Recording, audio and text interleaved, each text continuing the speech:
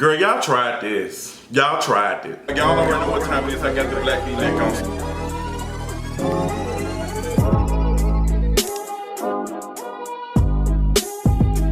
Basketball Wives Season 8 reunion. Let's talk about it. Part 1. Honestly, I'm gonna tell you, I'm gonna be completely honest. My anxiety and my anticipation of this has been like, I'm extremely nervous. Judging from the clip that I saw of Marc Lamont Hill talking about it with them, with the other ladies on the couch and stuff, I just knew that this was not going to go the way I wanted to go. This is not going to go the right way. And I expected someone like Marc Lamont Hill, who has the language, who has all of the information to be able to talk and press them, and he did not press them. And I'm going to say that for a video later because I have my own thoughts about how Marc Lamont Hill handled this, and I need to speak to him, so y'all already know that's coming later on. But for right now, we start off, and I feel like that a lot of reunions are starting to do this. A lot of shows who do reunions do this. Real Housewives of Atlanta do this thing where they show us, like, get the girls getting ready and everybody getting their makeup done to stretch it out because it took y'all 20 minutes for us to even get to where we need to go. So we immediately see Shaunie and Evelyn kind of, you can tell that they're reacting to what social media has been saying about what's been going on. And you can tell that a lot of folks ain't like feeling either one of them. A lot of people are on OG's side, and Evelyn and Shaunie are not understanding because they're still in this mindset of 2007. And I'm gonna tell you where that is coming from, and I really don't spend too much time like getting into it. But all like Basketball Wives, we talk about Basketball Wives, period. You can tell that the whole, like the NBA wives, or whatever you want to call them, a lot of them are, you know, in this community of colorism, period. A lot of basketball players and a lot of, you know, unfortunately, like a lot of black men who go off and get this money in these $1 million deals with the NFL and specifically the NBA, we see them always have either a non-black wife or the wife is fair skin. We see that all the time. We see that all the time. It's like some type of trophy type of situation, even though these men still go out and cheat. So these women think they are the prize of the everything. So you can just imagine they have went years and years of hearing them be talking about they're the cream of the crop. So they're just not understanding this whole colorism conversation. They're just not getting it. And the culture is ready to support OG. The culture is where it's at, like in its highest. Like we are seeing like the double standard when it comes to OG versus the other folks. And a lot of us are speaking up versus like this would happen. Like this ain't the first time that Basketball Wives has dealt with an issue like this. When you go back and look at it, Royce dealt with it. Mika Claxton dealt with it. A lot of dark-skinned folks on the show have dealt with it. But OG is the first one to experience it on this level, and we can see it. And when we're talking about colorism, we're not just talking about her skin complexion. We're not talking about, I have to remind people, that OG is probably the first black woman to be on a show like this with Afrocentric features. And that's what the issue. Y'all don't like her wide nose, her wide lips.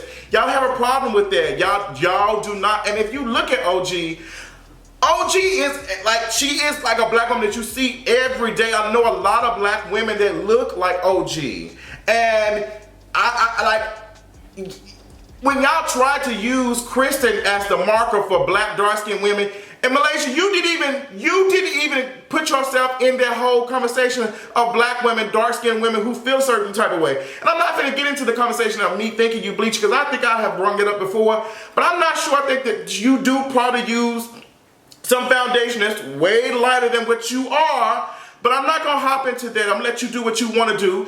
But I do see that Malaysia, like you have some issues. Like you got, and not even issues with just colorism. Y'all just don't want to call it a thing. Y'all don't understand the definition of colorism. And before, if somebody calls me out on something, my first response is not going to be, well, my black friend don't have no issue with it. If right now somebody can tell my mama, like, girl, I think you slick homophobic. My mama can't turn around and say, well, I got a gay son. And I'm gonna be like, well, your gay son dealt with some situations, some stuff that you said that was homophobic. So if one gay black person can't speak for everybody, and one dark-skinned black woman can't speak for OG's experience. So that like Malaysia just rubbed me she rubbed me wrong the entire time. Like I just could not deal with it. OG has been like asked, girl, how do you feel about recording filming in another location? Marc Lamont Hill is going to her and saying, hey, the girls don't feel comfortable with you having you on the set. And OG immediately, you can tell, you can see the frustration in her face. You can see how she reacts to it. Just like, I know they're trying to do this bully type of situation. And they're going to win. They're going to win. They're going to pray. All of us come together and we're going to make it seem like you were uncomfortable to film with her. Even though when you had Jackie get on there and she asked about the table, she said that Marc told her that the table was moved because we don't want y'all flipping it over. So if it's a situation where y'all think that OG was going to be the only person to flip the table over, you think any of them are probably able to flip the table or probably will do it. So that lets me know that all of them are seen as somewhat aggressive. But OG has not done anything. And even when Shaunie tried to show this clip that we didn't see, I have seen Evelyn throw a bottle, Shaunie, and it almost hit you. I have seen Evelyn throw a drink at Roy's face. I have seen Tammy do some stuff. And that's not the issue. We're not watching Basketball Wives to learn from y'all. We ain't watching y'all to see y'all be up and in all that in class. We ain't watching. We watching because y'all like to turn up. We like to see y'all. We live for Tammy cutting up and getting in folks' face. But what we don't like is the double standard that OG has not exhibited any of this. And y'all are treating her like she has done way more when she has not. And Shaunie, instead of folks just saying, you know what, Shaunie, instead of you just saying, hey, let me see what these folks talking about, y'all are pressing hard. Like if anybody ever comes to me and say, Justin, I think you are this, I'm gonna for a second be like, why would they say that about me? I'm not gonna say, well, I got dark-skinned kids. I'm not gonna do that. Because I can be holding some trash views on them and they can know it and they have the same trash views as well. Like, girl, move on down the road. So OG's already like, no ma'am. Cece is rocking with her friend and Cece saying, girl, I'm not going to be, we ain't doing it. We ain't gonna do it right, we ain't doing it. So Marc, I'm not thinking that you even watched the show. I don't think Marc even knows what's going on. I don't even think Marc even knows. Marc says, okay, I'm gonna go talk to the cast and see what the tea is. She tells, what's her name, Jackie, and Jackie's just like, let me talk to her. And OG's like, you can tell, OG was like, I'm not doing this. I'm not doing the separate location type of stuff. If y'all don't want to do it right, I'm not gonna do it. So OG, she leaves, Cece leaves. OG leaves too. Everybody's finding out about it. You got Evelyn over here don't know how to act. She's trying to engage with the audience. Let's talk about the audience for a second.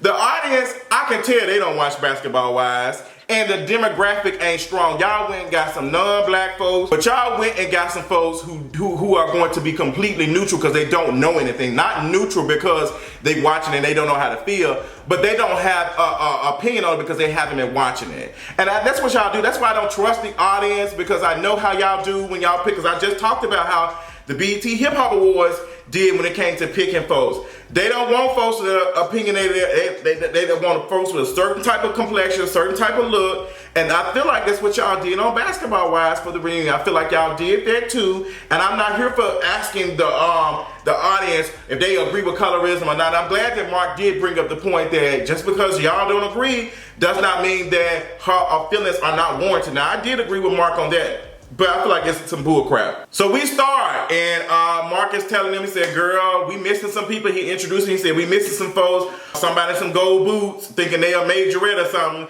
thinking that, making it seem as though they don't feel comfortable around. So I think Evelyn was the head of that. Evelyn was the one who used that, I don't feel comfortable with her, so let me say that and keep her. I don't think it was a situation where Evelyn didn't feel comfortable. I honestly think Evelyn did that as a power move to keep OG from getting attention. I think that's exactly what it is, because if OG been sitting on the couch and she would have been talking about colorism and we saw Evelyn get grilled and how Evelyn responded, if Evelyn responded and dismissive and it would have made it look worse as far as the optics wise. I read you, Evelyn. I see you, girl. You've been in the game long, but baby, let me tell you something. I see right through all y'all crap. Even when it comes to VH1, all that. Like, I see what y'all doing, and y'all are trying y'all best to clean it up. This is one of the reasons why I would love to stay independent. I do not want to be working for a VH1 or Viacom or any of that, because I don't want to be in a situation like Marc Lamont Hill and can't press the issue, can't say because I'm scared of my check. I'm going to rely on the folks who watch me to keep it real, because once you get in bare folks, it's hard to be able to say some things. And I feel like that's what Marc Lamont Hill was dealing with. You came off, Mark, and I'm saving this conversation for later, but you came off like you were scared to press them. You know what it is. I've talked to people who know you. I've talked to people who have been around you, and you're a very intelligent person, but you did not press them, girls. And like, you did not press them at all. So Mark did ask the question about, like, what is the issue with OG? Why do you have a problem with OG? Shaunie interjects and says, well, you know, it's not a problem with the skin complexion thing. It's just, you know, OG just does too much. She always jumping in when it's another friend type of situation, da-da-da. Like, the points that Shaunie was making did make sense, because everybody fits that on their couch. Everybody fits that in some way, shape, or form. And you can tell, first of all, let me say this.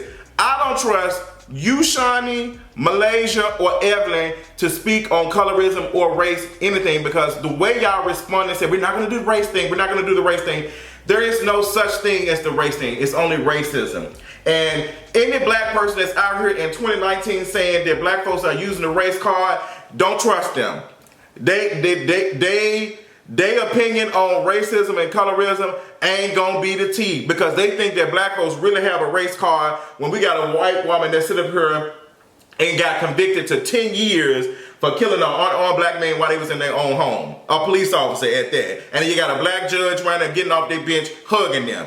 Girl, I don't trust Shaquille O'Neal. I don't trust Malaysia, Fanta, Orange, Pargo. LaQuisha, you got to be kidding me, LaQuisha. You got to be kidding me, LaQuisha. You and Shaunie, I just found out that your first name is for Shaunie with the V. So the way y'all kind of clean y'all blackness up lets me know how y'all feel about y'all blackness. Cause you got Shaunie out here remixing her whole name. And I guarantee you she one of them folks that, girl, ain't gonna get to it. But Shaunie says that there are other brown skinned folks on the cast, so it can't be a situation with colorism. First of all, Kristen fits more Eurocentric beauty standards than anybody, okay? Like, let's cut that mess out. OG is the first type of black person to look like, I've never seen nobody like OG on any of the Basketball Wives franchise. And I think that's what the issue is. I think that's what the issue is. And even Jennifer was just like, none of them really agreed. And Malaysia's just like, what?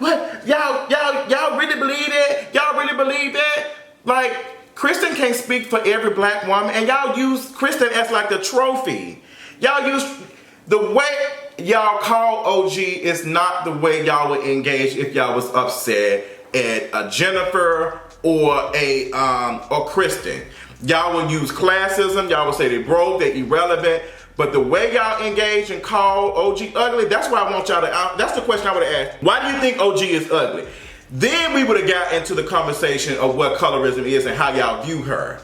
That's what it is. Like, y'all are acting like y'all in middle school, and y'all level of knowledge on colorism and racism is very middle school-ish. Because, like, and shout out to my girl Kendra Media, who posted a video on Instagram of an old documentary that CNN did about 9 years ago, where they showed a black child, I think it was a biracial child and a white child. They looked at colors, like they looked at like a drawing of kids, like some kids, from light to dark, and the kids overwhelmingly kept saying that they think that this one is the most, they didn't say aggressive, but the baddest child, or such and such, or the unintelligent, or something like that, disruptive. Like, that's how it works. That's how it works. And when we talk about colorism and how it affects folks with a darker hue, you have to look at the statistics, all the research, and look at how many dark-skinned black girls have when you talk about the prison when we talk about the school to prison pipeline, when you talk about how many dark-skinned girls have like went into issues or something like in school, in middle school, elementary school, have done something that all the other kids do, but the black girls get more than the other kids. They're all doing the same stuff. And then they start this paperwork on these young black girls. Look at it. Look at it. I'm telling you, all this research is out here. But folks don't want to do the research. They're just going off of what they see and on their opinions. That's all they want. And I can't deal with it. I can't deal with it. So Marc brings up the Jennifer situation with what she said about Shaq. And here Shaunie is, and this is why I've never really ever been here for Shaunie being on the show, because she wears the EP executive producer thing on her chest like strong. Shaunie, there's been so many times where people have been scared to say something to you or shade you because you are executive producer, and they feel like that you will use your power and your influence to either not have them on the next season or to do something like her. Like, that's the reason why it's hard. Because Malaysia, I'm gonna point you out. What's her name? Shaunie said you didn't have no substance last year. Now you and what's her name was real cool. I cannot think of the black girl who was on there the previous like season one who got thank you for your services. What's her name? Brandy. Mark. What was it? Maxia. Brandy was on there, and that was Malaysia's friend, and Brandy was being disrespected, and Malaysia didn't even hold her back. Because Malaysia only interested in getting a check so she can continue to be LaQuisha undercover. We see you, sis. We see you. But I don't like that nobody can bring up or talk about Shaquille or anything, and you feel like it's an attack on your kids. That's my children's father. That's my children's father. Shaunie, them folks is talking about your man. Like, it ain't no different than folks talking about Kwame. It ain't no different than folks talking about Chad and talking about these other, like, girl, if you don't move on down the road, but the reason why you use this is because you like, you ain't gonna be disrespectful. Like, Shaunie, you can't be in here and then you're not even neutral. You be choosing sides because you a colorist. Girl, you a whole colorist. I don't have time for it. It's a whole mess. So I'm just not here for that. I think Jennifer was wrong for what she said, but Jennifer is no more wrong than any of these other folks and the stuff they have said. We had Evelyn even like she was talking to Tammy, talking about when she slept, she used to sleep with Tammy's ex-husband. Like, girl, like, I cannot deal with y'all. So OG comes back and you can see the look on her face. You can just feel it, like OG is just, I guarantee you that sis was probably in the bag, probably like, where she was probably like, I need to get this out, but I'm just so tired because these folks are going to beat up on me. They're going to be, and that's exactly what they did. Because OG does not get to be able to defend herself and say her piece, because at the same time, colorism works against her. She can't even speak on her issues, and that's why they had Shaunie. That's why they had Shaunie speak with Marc and on the couch about colorism. How are you speaking to somebody who has not experienced colorism? How are you speaking to her? That didn't make any sense, Marc. That didn't make no sense. So OG came out. She's talking. Feby, let me talk to you, because girl, you got up there and your hairline, girl, them girls was talking about your lace, because she was sitting like this, girl. You was sitting and your whole lace front was wrinkled. And I guarantee you, if that was OG, y'all would have clowned her, because you did. Malaysia, you did it when you said her wig was in the back seat or something. You said, made a joke, which was funny. Feby ain't getting that work like that. And Feby said, well, I didn't say such and such. I just called you ugly. Feby, we know why you calling her ugly. And you talking about you got a dark skin chick. She the baddest. Girl, you said this stuff so strong, I thought your teeth was about to fall out. Okay, because we know you don't own them. We know you still leasing them. Okay? So OG is basically just about to talk about her experience, and they go on to say like next week, da da da da. But you can tell, like I said, when you saw OG in that experience, colorism was working against her. Like, her claims were not valid. She's still seen as jealous. You even had Malaysia saying that, like, oh, we just stop tearing each other down. Malaysia, how are you gonna sit up here? This woman sitting right next to you. Feby just said that OG was ugly. Not one time you said, let's stop tearing each other down. But the moment that a black dark-skinned woman is talking about her experience and how she being treated, you guys about let's stop tearing each other down. That's the same white forgiveness bullshit that everybody else be doing, and I'm just so over it. Let's stop tearing each other down. Like the moment I start talking about my experience and my suffering, oh, let's stop tearing each other down. No, ma'am. Y'all been tearing each other down. That's why we watch the show. Cut the mess out. Cut the mess out. But what we talking about is how y'all tear each other down. And what makes y'all want to tear OG down more than anything? Like, what's the issue? We just heard Feby said that she was ugly, and I would have pressed her and said, how is OG ugly? And then that would explain everything. But, like I said, I don't trust Malaysia. Like, I just don't trust Malaysia. I really don't rock with Malaysia like that. I just really don't. And I think that I resonate with OG so much because I have had these same experiences, these same very experiences where people have thought just because I talk about colorism and all these things, so it's like, woe is me, Justin's always complaining this and that, but I'm just talking about my experience. But being fat, being dark skinned, being undesirable, shout out to my good friend Shaunie, we don't get to speak about stuff like that because we're still going to be read as jealous. We're still going to be, you don't have this. But OG literally checks all the boxes. She got a man, Kwame, who is fine as hell. She's in a relationship. She's happy. And y'all still saying, well, she want to be a part. It's just like, girl, no, y'all ain't none of y'all got no men. And Feby, you making all these jokes and you are here making payment arrangements on your 2 front teeth. Like, girl, I don't have time. Next episode, I'm hoping OG gets to say her piece, but I don't think so. I don't think she will. I'm really disappointed in Marc Lamont Hill sitting down with Shaunie and not speaking with anybody else, and I'll talk about that in the video later. Tell me what y'all thought about this Basketball Wives reunion, what y'all think about everything that's been going on, and I'm Team OG, and that's all. I don't want to hear no situation with saying, I don't believe it's colorism. Shut up, because I ain't going to allow you to say it. Period. If you don't like it, go find somebody else, because there's plenty of other colorist YouTubers who talk about OG in a bad way. Go watch them. But you won't be doing that shit on this platform. Period.